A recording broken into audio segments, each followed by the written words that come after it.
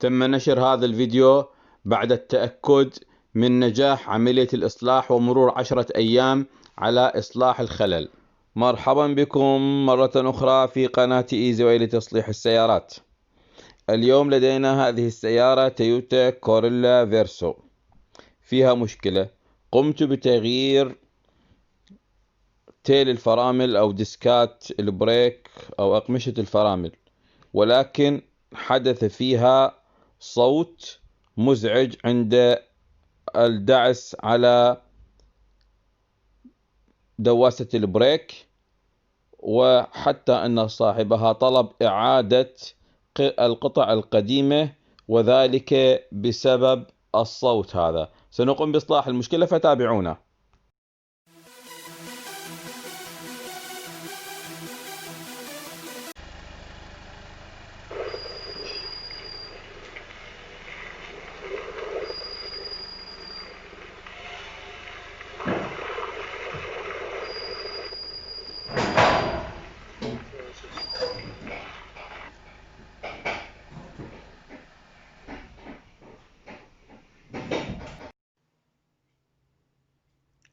سأقوم الآن بإعادة فتح ديسكات البريك أو تيل الفرامل أو أقمشة الفرامل من جديد، رغم أنها جديدة، نريكم كيف يتم إصلاح هذا العيب. سأقوم الآن بفتح هذا البرغي 13 وهذا البرغي أيضا 13.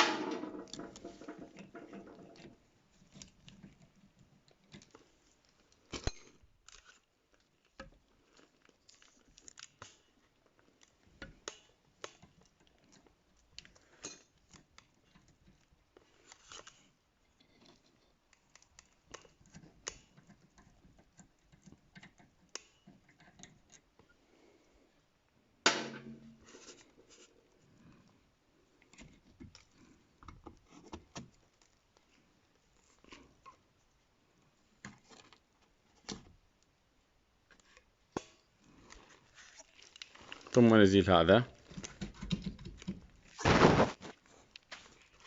بهذه الطريقة هكذا.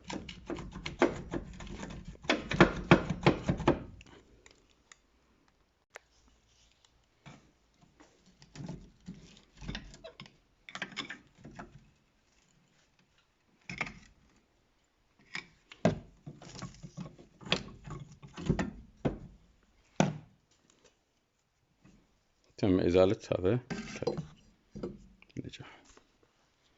نأتي الآن على هذه التي تسبب الصوت، سنعالجها الآن. نقوم بربط هذا القطعة الديسك أو تيل الفرامل أو أقمشة الفرامل، نضعها بشكل مسطح هكذا، نثبتها في مكان،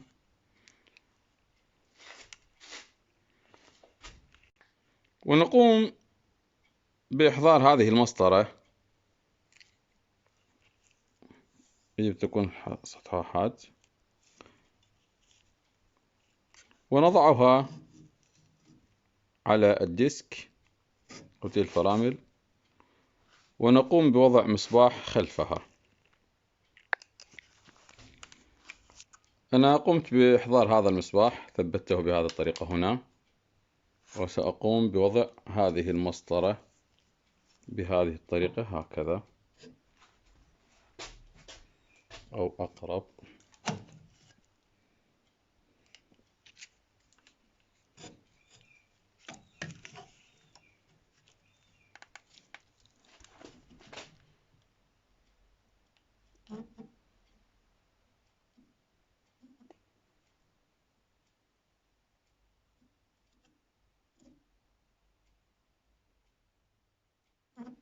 يجب أن تكون هذه متساوية. في حالة كانت غير متساوية خروج ضوء من تحتها يدل على أن بعض الأجزاء أماكن غير متساوية بالضبط. بهذه الطريقة نقوم بفحصها بهذه الطريقة. الآن نقوم بمحاولة تسويته. هذا الجزء هذا الجزء يبدو منخفضا، هذا كما تلاحظون، فأحاول أن أساويها بهذه الطريقة.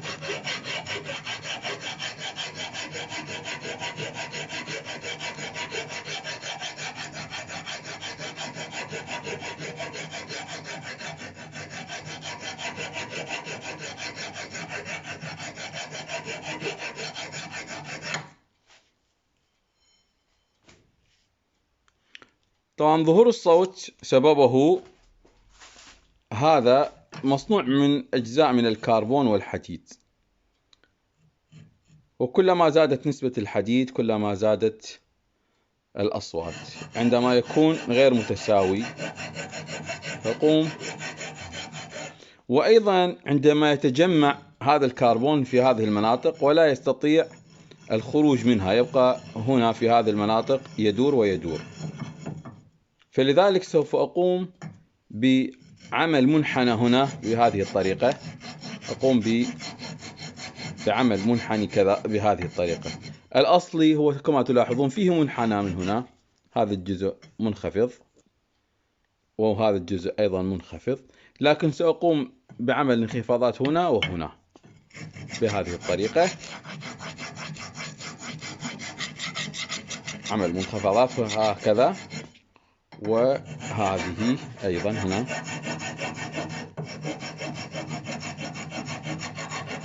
عمل منخفضات هنا وهنا بهذه الطريقة. وقوم أيضا بتوسيع هذه الفتحة التي في الوسط، قم بتوسيعها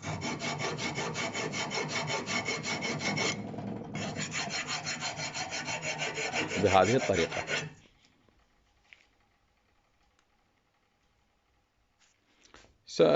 سأقوم بس تنظيفها وإعادة فحصها مرة ثانية بالمسطرة بهذه الطريقة.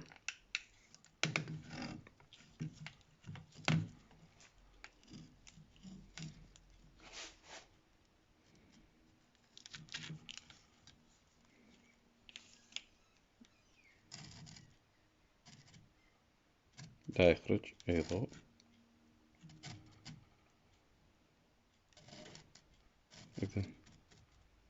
سأقوم بإجراء نفس العملية على القطعة الثانية.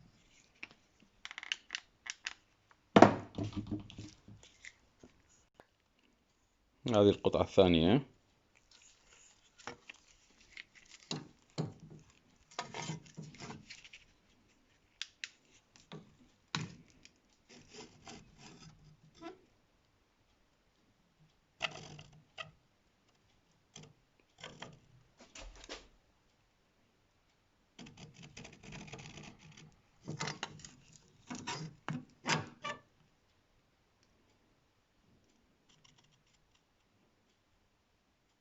توجد فتحة صغيرة،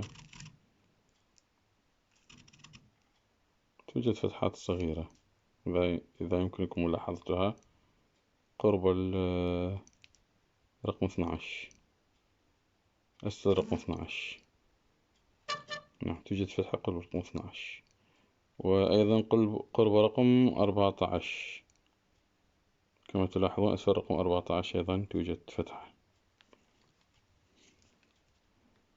سأقوم بعملية التعديل الآن.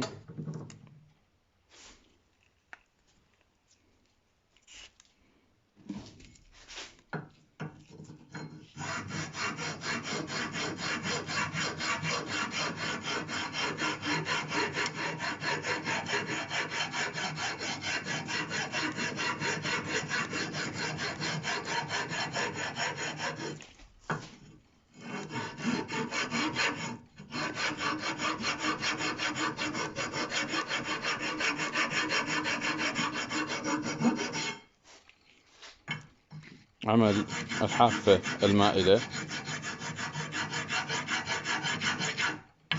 ضروري جدا الحافات المائلة.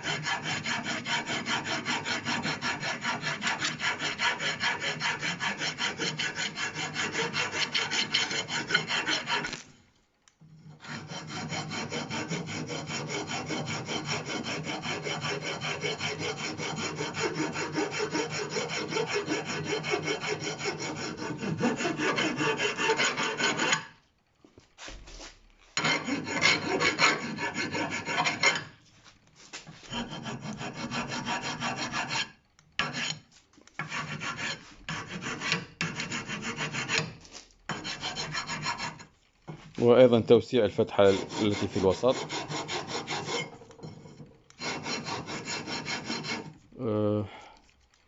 انظروا إلى المبرد كم تجمع فيه نسبة من الحديد.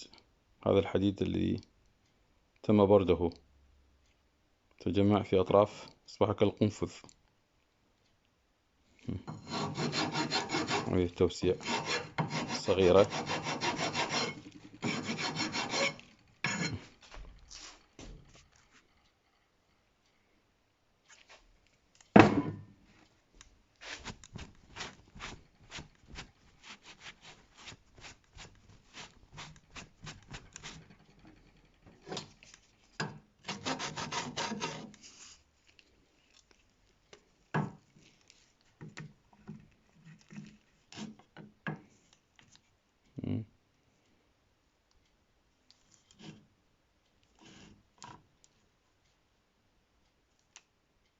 اختفت الفتحات التي كانت قرب رقم، إذا تذكرون، قرب رقم 12 وقرب رقم 14.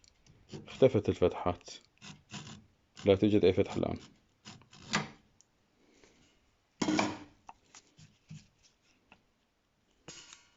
سأقوم الآن بتركيبها في السيارة، وأيضا سأقوم أيضا بعمل نفس الشيء إذا الجهة الأخرى، هذه جهة اليسار، وأيضا نفس الشيء لجهة اليمين.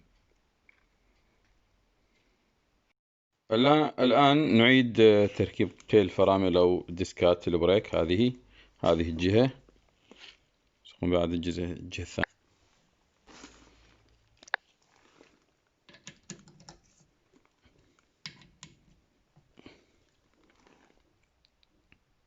انتهى العمل بهذه الجهة، سأقوم أيضا بعمل نفس الشيء إلى الجهة الأخرى. إذا أعجبكم الفيديو لا تنسوا الإعجاب بالقناة والاشتراك في القناة وتفعيل زر الجرس ليصلكم كل ما هو جديد من قناة إيزي واي لتصليح السيارات. نلقاكم على خير، دمتم سالمين.